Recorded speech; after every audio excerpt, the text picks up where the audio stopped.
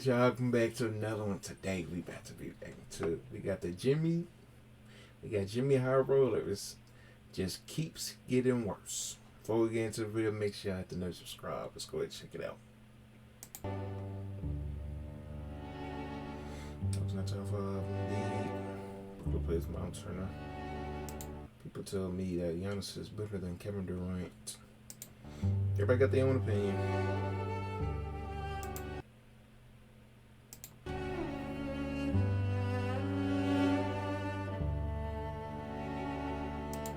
If I told Braun that I need the money to take care of my family, he just let me screw him. Jordan would tell me to get my black butt out of here, his face, and then guard me like his life depended on it.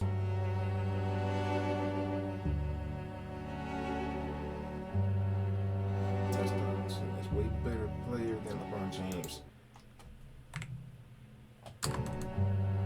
D Wade, and Steph Curry. It's not close. Nick Adams, I think he was the good old hot take. The necessary evil of the sports world. Through the good ones, the bad ones, and the downright atrocious ones, we once again find ourselves racking our brains trying to figure out how some people come up with this nonsense. But today, I've done the brain racking for you and found some of the hottest NBA takes on the internet. So buckle up. This may be a bumpy ride. Today's video is sponsored by Raid Shadow Legends. Available on mobile and PC, Raid is the first game to bring a true console-level gaming experience as you can. My rod is OP the way else. Here, these rewards today. We got hot takes dropping like nobody's business. LeBron is up to his shenanigans, and some fans have had enough. So let's just jump right into this with a super hot take from this NBA fan, who says the scoring title should not go to the player with the highest scoring average, but instead, it should go to the player who scores the most points in any given season. And although I can understand the reasoning behind this take, I don't agree with it. The scoring title has always been about who's putting up the most points when they're on the court. If you make the award about total points in a season, then immediately, injuries play far too big of a role in the award. Players get injured, it's just part of the game. And the idea of a player missing out on the award because they maybe sprained their ankle or got COVID and missed out on 10 games is just absurd. Check this out. If we gave the scoring title to the player with simply the most total points in a season, then a player who plays every single game and averages 25 points a game would beat out a player who missed 15 games but averaged over 30 points. One of these players is clearly the better scorer for that season, but the award would go to the guy who avoided injuries. But with that being said, it is kind of crazy that there are currently 10 players who have scored more points this season than LeBron has, and he could still walk away with the scoring title. Has he found a gimmicky loophole in the way that they assess the scoring title? Sure.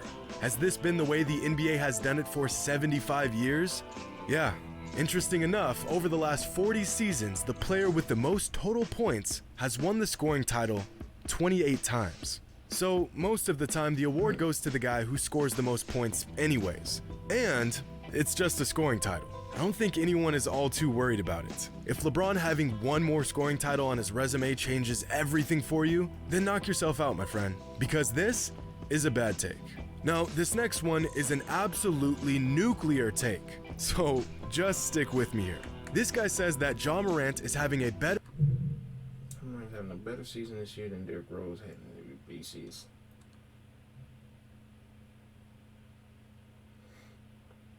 Freaking Derrick Rose was that was a special season this year. I said Ja been out. The time that Ja is playing, yeah, he eating. He that dude. But you talking about Derrick Rose in that season for his rookie season? I'm talking about rookie season too. This job was sophomore year than Derrick Rose had in his MVP season. Now let me just say first and foremost, this is actually a really good comparison. When Rose won his MVP, he was 22 years old in his third NBA season. And this season, Ja Morant is 22 years old in his third season. Both are high-flying guards who are the centerpiece of a tough, gritty championship contending team. If we look at the numbers, I keep getting that mixed up. I keep seeing that thing that threw me off. He forget he ain't no, that was no rookie either. Forgot. You could make a legitimate argument for either player, both having their strengths and weaknesses. But here's the thing. Derrick Rose played 81 of 82 games in his MVP season, and the Bulls needed him in every single one of those games. He was the heart and soul of that 62-win Bulls team. On the other hand, the Grizzlies are really, really good, even without Ja Morant. Like 20-2 good without Ja Morant. As good as Morant is, the Grizzlies as an entire unit are phenomenal. So as much as Ja complements the team complements him just as much. Morant is putting up similar numbers to MVP Rose this season. But the impact Derrick Rose had on the Bulls in 2011 was on a completely different level. Don't get me wrong, Ja's having a great season, but it's nothing like what Rose did on his way to being named the league's most valuable player back in 2011. So here's an interesting basketball take from this TikToker, who says, once you get to a certain point in basketball, nobody can truly guard you. They rely on you missing or making your shots. And I could not agree more with this. I've actually talked about this a few times over the years, and most recently in my video regarding all the 50-point games in the month of March. If you've ever tried to guard an elite player one-on-one, you know just how impossible it is to actually stop an elite player one-on-one. And this doesn't just apply to NBA players or pro players in general. I've played against shifty guards at my local gym that were unstoppable one-on-one. Sag off of them and they're gonna drill some threes. Try to clamp them down and they'll catch you looking stupid with a bag so deep you'll never see the same move twice. Eventually, you just swallow your pride and start asking for some help defense wherever you can get it. Kevin Durant is the most obvious example of this, being that he's 7 feet tall and doesn't have a single weakness offensively. The defense in front of him has become just a formality at this point. But look at a guy like Kyrie Irving. The man is 6'2" in a league full of giants, and he can get whatever shot he wants, whenever he wants it. Just look at this play right here. The defense is draped all over this man, and he still gets the bucket. Getting a hand up on his shots really isn't gonna change anything. What the sole defender does to guard him is virtually irrelevant, and some may disagree with this take, but those who've experienced this foolishness firsthand know exactly what I'm talking about. This is a really good take. Okay, so now I got a question for y'all. If every single player in NBA history was put into a single draft and you had the first pick, who would go first overall? What about the top 10 picks? Maybe you pick a point guard to run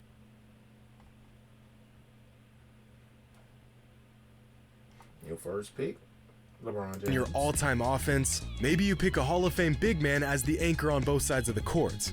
Or maybe you pick Kevin Durant. Because according to this NBA fan, if every single NBA player in NBA history was in one big draft, KD would be a top 4 to 5 pick.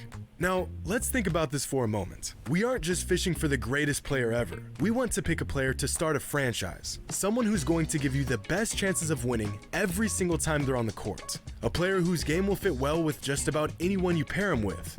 Well, immediately my first instinct is to come up with at least 5 players who I would select before KD.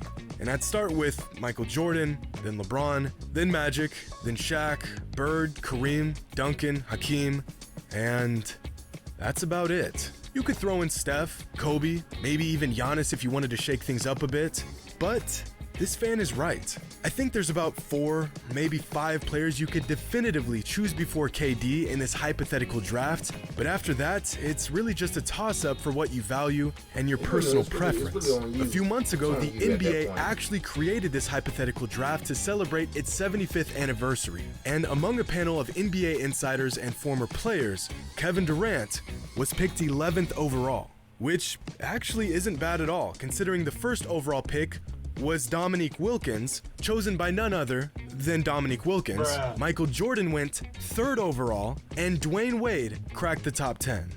This draft was dog water, and this is a good take. Oh my God, bro. Oh, hell no, man. What the fuck, man? Get your ass on, boy. Why you get your goddamn ugly ass on? Oh boy.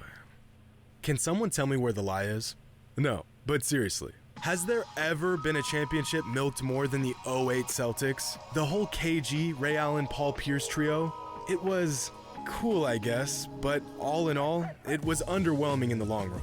But I'll be damned if the 2008 championship isn't discussed like it was the culmination of some sort of heroic dynasty or something. You don't even have to look far to find much more impressive runs. The Heat in 2006 virtually never gets talked about. The Mavericks in 2011, one of the greatest championship runs in NBA history. The repeat Lakers in 2009 and 2010. But now that I've played devil's advocate for 60 seconds, let's be real. These guys can milk this championship all they want, and more power to them. This team was iconic. 3 all-time greats teaming up in the first modern super team, and they won a ring in their first season together. The formula they used changed the NBA, and it brought in a new era of basketball. Plus, we got one of the most inspiring quotes from KG out of this. Anything's possible. Anything's possible! These guys earned the right to talk about this moment in their careers for the rest of time, and I'm all for it. But unfortunately, that's about all the racking my brain can handle in one sitting. So I need y'all to give me your best hot takes from this season. Do you have a sleeper team that's going completely under the radar? Maybe a dark horse in the MVP race who you feel is most deserving? Leave a comment down below with your hot take, and I'll make another video like this one featuring the best or worst takes I can find. And until then, hope you all enjoyed, and as always, until next time. I don't really know. So the freaking Lakers got eliminated. I don't even know who to root for. I guess West. I guess you can go for Grizzlies or the Warriors, and then in the East,